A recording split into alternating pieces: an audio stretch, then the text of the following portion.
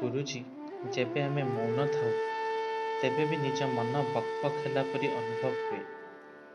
ଏଥିରେ ଆମେ ବହୁତ ଚିନ୍ତିତ ହୋଇଯାଉ। ଆମ ମନ ସର୍ବଦା ଅତୀତ ଓ ଭବିଷ୍ୟତର କଳ୍ପନାରେ ମଜ୍ଜି ଯାଇଥାଏ। ଏଥିରେ କୌଣସି ଲାଭ ମିଳେ ନାହିଁ। ମୁଁ ଜାଣିବାକୁ ଚାହୁଁଛି କି ଏଥିରୁ ମୁକ୍ତି କିପରି ମିଳିବ? ଏହି ବିଚାର ଶୂନ୍ୟତା ଉପରେ ଅନେକ ବିଚାର ହୋଇସାରିଛି। ବିଚାର ଶୂନ୍ୟତା, ଭାବନାହୀନ ହେବା, ଏ ପ୍ରକାର କଥାଗୁଡ଼ିକର ବହୁଳ ପ୍ରଚାର ହୋଇଛି ଏବଂ ଏ ସବୁର ପୂର୍ଣ୍ଣ ରୂପେ ଭୁଲ ଅର୍ଥ ବାହାର କରାଯାଇଛି। ଲୋକମାନେ ଚିନ୍ତାରେ ଅଛନ୍ତି ଯେ କିପରି ଏହାକୁ ରୋକିବେ।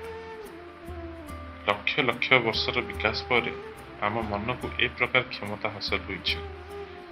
କେତେ ଲକ୍ଷ ବର୍ଷର ପରିଶ୍ରମ ପ୍ରକୃତି କରିବା ପରେ ଆମକୁ ଏପରି ସମ୍ଭାବନାମୟ ମସ୍ତିଷ୍କ ଓ ମନଟି ମିଳିପାରିଛି। ଆଉ ଏବେ ଆପଣ ଏହାକୁ ରୋକିବାକୁ ଚାହୁଁଛନ୍ତି?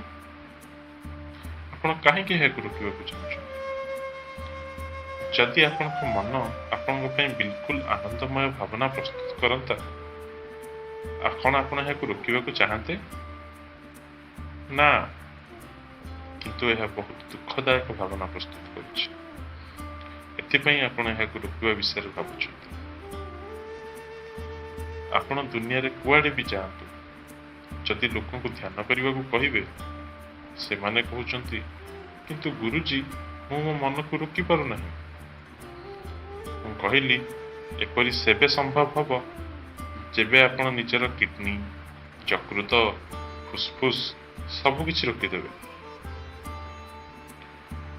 ଆପଣ ଏସବୁକୁ ବନ୍ଦ କରିଦିଅନ୍ତୁ, ମନ ବି ଆପେ ଆପେ ବନ୍ଦ ହୋଇଯିବ। କ'ଣ ଆପଣ ଏସବୁକୁ ରୋକିବାକୁ ଚାହୁଁଛନ୍ତି? ନା। ତେବେ ମନକୁ କାହିଁକି ରୋକିବାକୁ ଚାହୁଁଛନ୍ତି? ମନ ପ୍ରତି ଏତେ ଭେଦଭାବ କାହିଁକି? ଯଦି ହୃଦୟ ସ୍ପନ୍ଦିତ ହେଉଛି ତେବେ ଧ୍ୟାନ କରିପାରିବେ। ଫୁସଫୁସ୍ କାମ କରୁଛି ତ ଧ୍ୟାନ କରିପାରିବେ, କିନ୍ତୁ ମସ୍ତିଷ୍କ କାମ କରୁଛି ତ ଧ୍ୟାନ କରିପାରୁନାହାନ୍ତି। ଅସୁବିଧା କ'ଣ? ଏପରି ଲାଗୁଛି ଯେ ଆପଣଙ୍କୁ ବୁଦ୍ଧିମତ୍ତା ସହିତ ସମସ୍ୟା ଅନୁଭୂତ ହେଉଛି।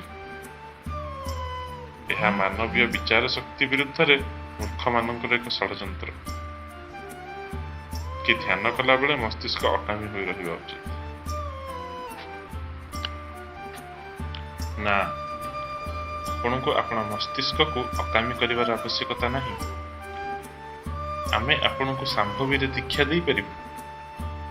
ଏହାକୁ କରିବାର ଅନେକ ମାଧ୍ୟମ ରହିଛି। ଏହା ଏକ ସରଳ ପ୍ରକ୍ରିୟା, କିନ୍ତୁ ଏକ ଶକ୍ତିଶାଳୀ ପ୍ରକ୍ରିୟା। ଯଦି ଆପଣ ଏଠାରେ ବସିବେ, ଅନୁଭବ କରିବେ ଯେ ଆପଣଙ୍କ ଶରୀର ମଧ୍ୟ ଏଠାରେ, ମନ ଅନ୍ୟ ଏକ ସ୍ଥାନରେ ଓ ଆପଣଙ୍କର ଅସ୍ତିତ୍ୱ ଅନ୍ୟ ଏକ ସ୍ଥାନରେ।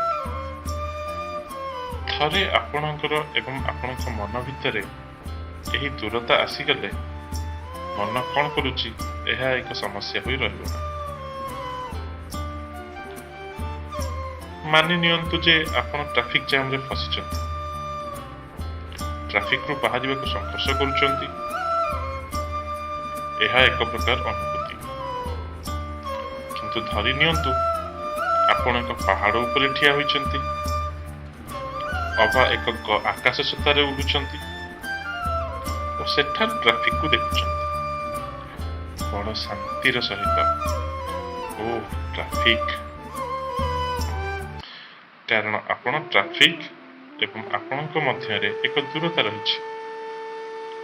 ଯେତେବେଳେ ଟ୍ରାଫିକ୍ ଭିତରେ ଥାଆନ୍ତି, ଟ୍ରାଫିକ୍ ଏକ ଭିନ୍ନ ଅନୁଭୂତି। ଯେବେ ଉପରୁ ଟ୍ରାଫିକକୁ ଦେଖନ୍ତି, ଟ୍ରାଫିକ୍ ଶବ୍ଦ ମଧ୍ୟ ଶୁଣାଯାଏ ନାହିଁ।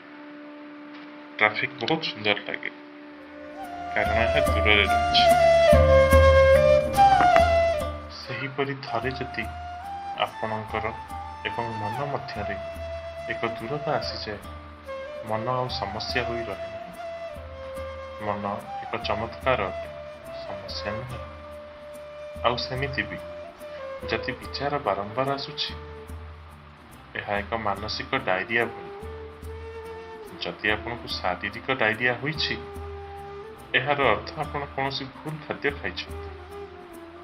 ଠିକ୍ ସେହିପରି ଯଦି ମାନସିକ ଡାଇରିଆ ହୋଇଛି, ତା ଅର୍ଥ ମଧ୍ୟ କିଛି ଭୁଲ ଜିନିଷ ମନ ଭିତରକୁ ଯାଇଛି। ଏ ଭୁଲ ଜିନିଷଟି କ'ଣ ହୋଇପାରେ? ଯେଉଁ ମୁହୂର୍ତ୍ତରେ ଆପଣ ନିଜର ପରିଚୟ କିଛି ଏପରି ବସ୍ତୁ ସହ ଯୋଡ଼ନ୍ତି ଯାହା ଆପଣ ନୁହନ୍ତି, ତାପରେ ଆପଣ ବର୍ବାଦ ହୋଇ ଚାଲନ୍ତି। ଆପଣଙ୍କ ମନ ତାହା ହିଁ ଭାବି ଚାଲିଥାଏ। ଯେତେ ବି ଚେଷ୍ଟା କରିନିଅନ୍ତୁ, ଏହା ରୋକି ହେବାର ନାହିଁ।